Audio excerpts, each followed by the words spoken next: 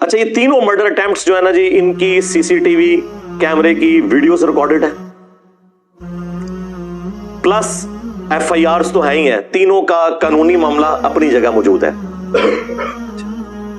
इसके बावजूद जो लोग इतने शौक से आते हैं, सो कॉल्ड आशिकाने फिरका, ये आशिकाने फिरका है, उस वक्त इनकी तहरीरें पढ़े तो मैं फांसी के फंदे को चूम लूंगा। हाँ, नामों के साथ खुद लिखा हुआ है गाजी और शहीद। और हालत यह है कि जब पकड़े जाते हैं, चीखें मारते हैं, माफिया मांगते हैं। तो मेरे ऊपर तो इनका इश्क खुल चुका है, आपके ऊपर खुला हो या ना खुला हो। मेरे ऊपर तो खैर पहले ही खुला हुआ था, लेकिन मैंने तो रियल टाइम वो चीजें देख ली है ना। जिस तरह पॉलिटिकल लीडर्स की जब तक लीक सामने ना आए तो आपको सारे सच्चे खरे ईमानदार नजर आते हैं, और जब लीक्स आती हैं कहते हैं मुफ्ती साहब भी। इंजीनियर साहब बेशक पहले कहते रहे कि यार मदरसों में ये मुफ्ती साहब ये काम डालते हैं, आप नहीं मानेंगे। तो हमने वो लीक्स भी इनकी देख ली हैं, आशिकाने फिरका की। सबसे बड़ी बात कि अगर तुम ये सवाब समझ के काम कर रहे हो तो जमानत के लिए क्यों अप्लाई करते हो? जाओ फंदा चूमो। और जमानत की बुनियाद इस पे होती है कि सेहते जुर्म से इनकार, कि मैंने ये काम किए ही नहीं। वाह वाह, मंजी ठुकवाई जे अपने फिरके दी, तिन्ना बंदिया ने, तीनों ने सेहते जुर्म से इनकार किया कि हमने ये किए ही नहीं है। और सैकड़ों लोगों की मौजूदगी में सब कुछ हुआ, इनकार। उससे बढ़कर वीडियो मौजूद, इनकार। वैसे वीडियोस हमारे पास है, मैंने किसी को दी भी नहीं वो, वरना अभी तक मार्केट में आ जाती, क्योंकि फिर पैनिक फैल जाता है, इसलिए फायदा नहीं है कि मैं। अलबत्ता ये जो इसका कन्फेशन है वीडियो के अंदर, वो हम इंशाल्लाह जितना जरूरी समझेंगे वो अटैच कर देंगे, ताकि जो बाकी आशिकाने फिरका है ना, उनके लिए इबरत का निशान हो कि ये आपके गाजियों और शहीदों का अंजाम ये होता है। अभी तो मैं आपको नाम लिए बगैर बताता हूं कि पाकिस्तान बनने से लेकर अभी तक जितने गाजी शहीद है ना, इनके आपको पता चल गया मैं किन की बात करूं। सारों ने रहम की अपीलें की हुई हैं वक्त के हुक्मरानों के आगे, और आपको ये कहानियां कराई हैं कि फंदा चूम लिया था, और डॉक्यूमेंटेड है ये।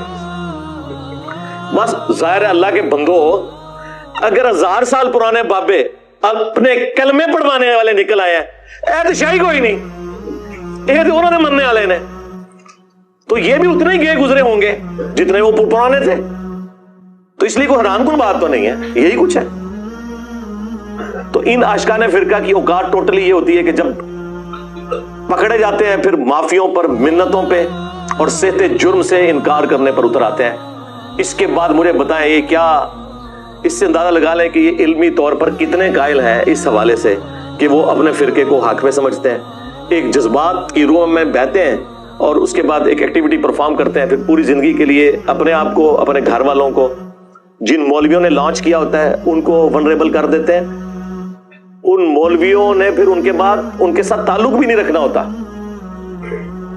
क्योंकि अगर वो हैंडलर्स और सहूलतकार पकड़े गए तो फिर तो एक पूरी चेन शुरू हो जाएगी, लिहाजा वो उनके साथ इनकार कर देते हैं। यही कुछ होना है, आखिरत में भी ये होना है। बुजुर्गों ने आपसे लाने बरात करना है और आपने बुजुर्गों से लाने बरात कर देना है। बेहतर ये है कि उस दिन से पहले पहले अपने सारे बुजुर्गों से लाने बरात करके उस शख्स के साथ अपनी निस्बत जोड़ लें जिसकी कब्र मदीने में है, सल्लल्लाहु अलैहि व आलिहि वसल्लम। अल्लाहुम्मा सल्ली अला मुहम्मद व अला आलि मुहम्मद व अस्हाबि मुहम्मद व अज़वाजि मुहम्मद अजमईन इला यौमिद्दीन। जो हमारे मदारिस के अंदर जिस किस्म की तालीमात पढ़ाई जाती हैं, इल्ला माशाअल्लाह अच्छे भी हैं, लेकिन ज्यादातर जज्बातियत ही सिखाई जाती है। उसका अक्स आपको उसकी गुफ्तगू में नजर आएगा, क्योंकि वो भी एक बरेलवी मकतब के मदरसे में तालीम हासिल कर रहा था, और वहां पर जाहिर है कि मुझे ही अंडर डिस्कशन लाया जाता है। दुनिया में कोई मस्जिद मदरसा नहीं जहां मुझे अंडर डिस्कशन ना लाया जाए। जाहिर है जब सदियों की एम्पायर्स उखड़ गई हो तो मुझे ही डिस्कस करना चाहिए। अब इवन इन्होंने आपस में भी एक दूसरे को डिस्कस करना छोड़ दिया है, मुझे ही अंडर डिस्कशन लाए हुए हैं। अच्छी बात है, हमें तो इससे कोई मसला नहीं है। हम तो कहते हैं हर गली में, हर मस्जिद में, हर जुम्मे के खुतबे में हमें डिस्कस करें, ताकि अगर कोई इक्का दुक्का बंदे बच गए हैं तो उन्हें भी पता चल जाए। हाँ, लोग तो इस तरह की चीजों से परेशान होते हैं और हम होते हैं खुश, अल्हम्दुलिल्लाह। तो وہ کورس کے اندر کیا کچھ پڑھایا جاتا ہے, جو کچھ اس نے ورڈنگ لکھی ہوئی ہے وہی کوئی یہ گستاخ رسول, گستاخ صحابہ, قادیانی. بریلویت ون لائن ڈیفینیشن یہ ہے کہ ہمارے سوا پلانٹ ارتھ پہ جتنے لوگ ہیں وہ گستاخ رسول ہیں, چاہے وہ امام کعبہ ہو, چاہے مسجد نبوی کا امام ہو, ٹھیک ہے, چاہے کوئی زندہ بزرگ ہو, چاہے مرا ہوا بزرگ ہو, چاہے وہ 1400 سال پرانا کوئی بندہ ہو, ہمارے سوا سب کے سب گستاخ رسول ہیں. یہ ان کا ایک مین سلوگن ہے.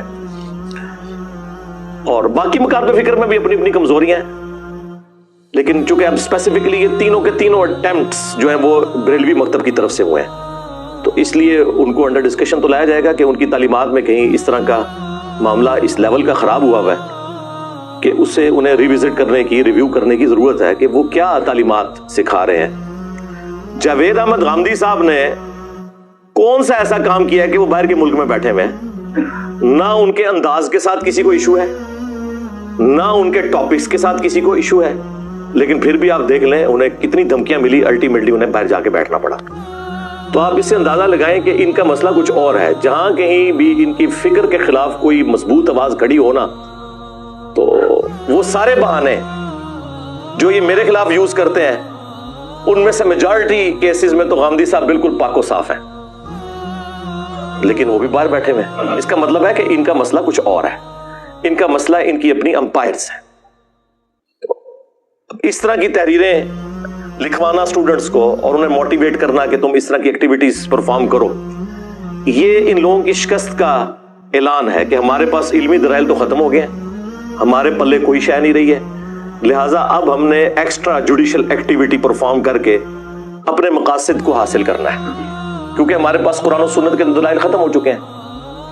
اور یہی ان کا سب سے بڑا ایک سمجھ لیں دکھ ہے, غم ہے, جو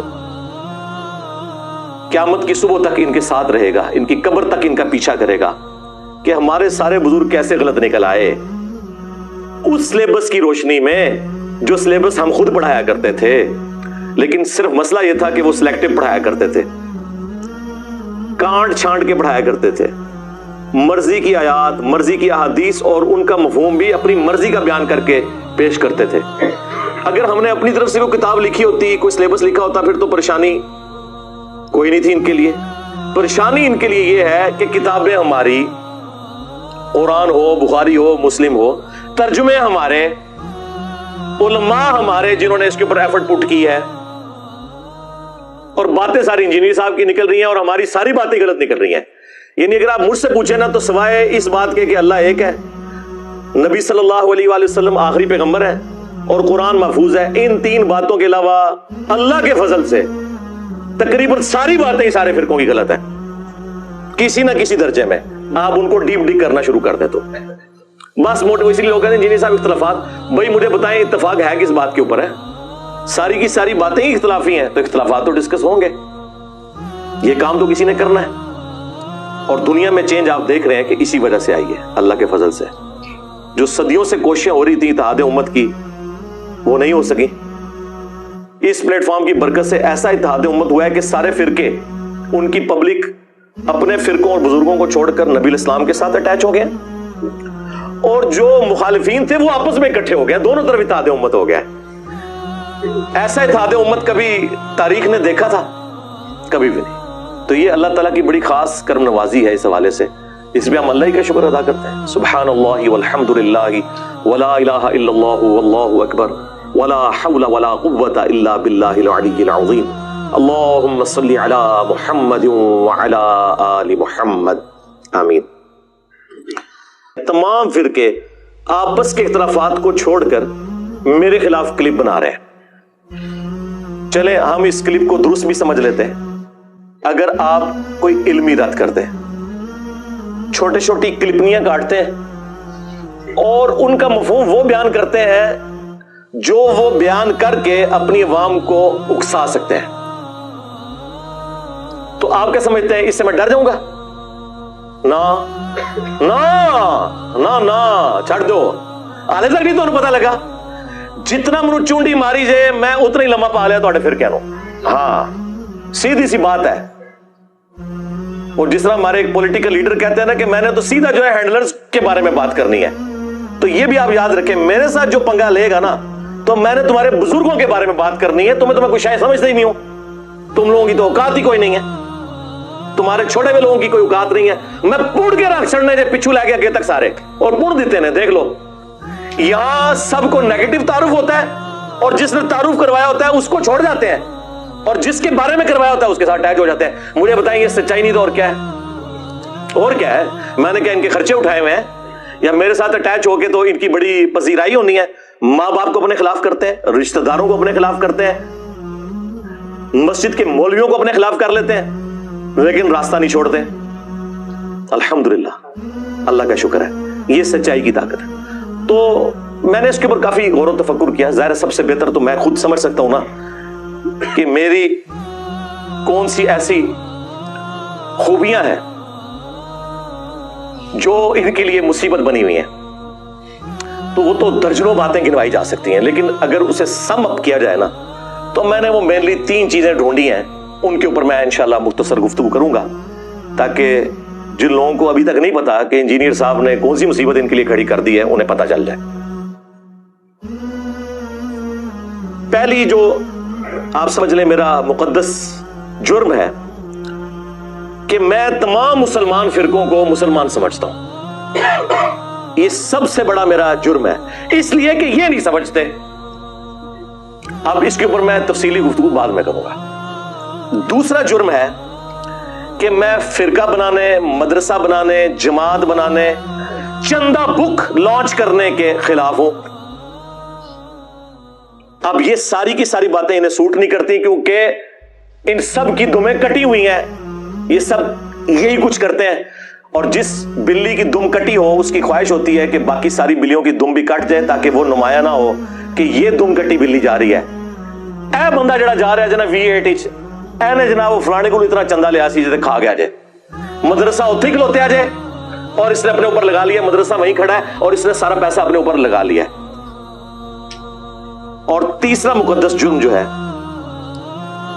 جو سب سے بڑا ہے، جو ہماری دعوت کی بنیاد ہے، وہ ہے خاموشی کا بائیکاٹ. بالکل. آپ پوچھیں گے کہ یہ جو بات تم نے ممبر سے بیان کی ہے یہ کہاں لکھی ہوئی ہے؟ دین اس شخصیت پہ نازل ہوا ہے جس کی قبر مدینے میں ہے صلی اللہ علیہ وآلہ وسلم. ہمیں تم نے یہ بتانا ہے کہ انہوں نے کیا فرمایا. یہ ہے اصل جو تیسرا سب سے بڑا جرم